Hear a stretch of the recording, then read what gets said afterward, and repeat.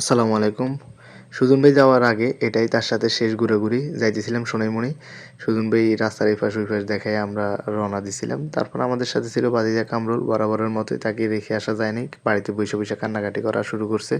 তো পরে কি করলাম, চিন্তা করলাম যে ছোট মানুষ নিয়ে আসি। এটা তো আপনারা চিনেন আমাদের সোনাইমুড়ি চৌরাস্তা। চৌরাস্তা দিয়ে আমাদের রিক্সার ড্রাইভার খুব সুন্দরভাবে ক্রস করে আমাদেরকে সামনে নিয়ে যেতেছিল। সো কামরুলের কথা হচ্ছিল, কাকা আমি কতদিন সোনাইমুড়ি আসি না, আপনারা আমাকে নিয়ে যান, আমাকে নিয়ে যান, এইরকম বললে হ্যান ত্যান করে সে কান্নাকাটি করে আমাদের সাথে টিমে চলে এসেছে। এখনও সে কাঁদতেছে, দেখেন চোখের পানি মুছছে একটু আগে। যাই হোক, এটা হচ্ছে ঐতিহ্যবাহী সোনাইমুড়ি হাই স্কুল মাঠ, যে মাঠে অনেক ফুটবল খেলেছি, আম, কিন্তু কখনো গোল দিতে পারিনি। এটা হতাশাজনক এবং দুঃখজনক। যাই হোক, ঘটনা সেটা না, ঘটনা হচ্ছে আজকে আমরা সোনাইমুড়ি যাওয়ার মূল উদ্দেশ্য ছিল মিষ্টি কেনা এবং সোনাইমুড়ি বাজারটা দেখা, কেননা সুজন ভাই আর কয়েকদিন পরেই চলে যাবে। সুজন ভাইয়ের ছুটি শেষ।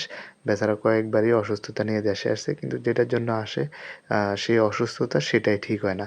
ফাইনালি আমরা বাজারে চলে এসেছি। বাজারের ভিতরে দেখেন, একদিন বৃষ্টি হয়েছে, বাজারের অবস্থাটা দেখেন, জাস্ট মনে হইতেছিল যে এই মিনি কক্সবাজার। প্রত্যেকটা মানে গর্ত হইয়া পানি জমে রয়েছে, এমন পানি, বাজার হাঁটায় কিন্তু খুব কষ্টের ছিল। যাই হোক, আমরা অনেক কষ্ট কইরা ধীরে ধীরে এদিক ওদিক করে আস্তে আস্তে হাঁইটা সামনে আগায় গেছিলাম। সুজন বেড়ে দিয়েছি সামনে, কেননা বেচারা চইলা যাবে। তারপর হচ্ছে বাজারে ওনার টুকটাক কিছু কাজ আছে, ওইগুলোও করবে।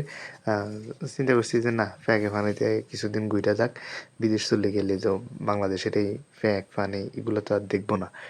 বাংলাদেশের সৌন্দর্য তো এই জায়গায়, এটা তো আপনারা জানেন যে বাংলাদেশ আসলে এইসবের জন্য বাংলাদেশ, আমাদের দেশটা খুবই বিখ্যাত। তো সুজন ভাইরে বললাম যে আপনি হাঁটেন, আস্তে আস্তে হাঁটেন, কোনো সমস্যা নাই।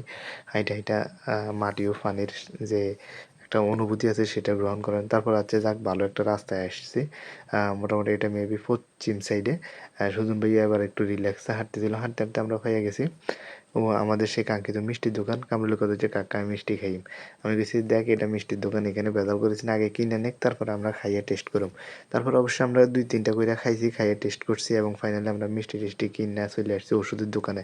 সেখানে এসে দেখেছি বিড়ে আর বিড়ে। তারপরে মাথা গরম করে আবার ব্যাক চলে আসছি আমাদের ঐতিহ্যবাহী গ্রাম শান্তির নীড়ে। আল্লাহ হাফেজ, সবাই ভালো থাকবেন, সুস্থ থাকবেন।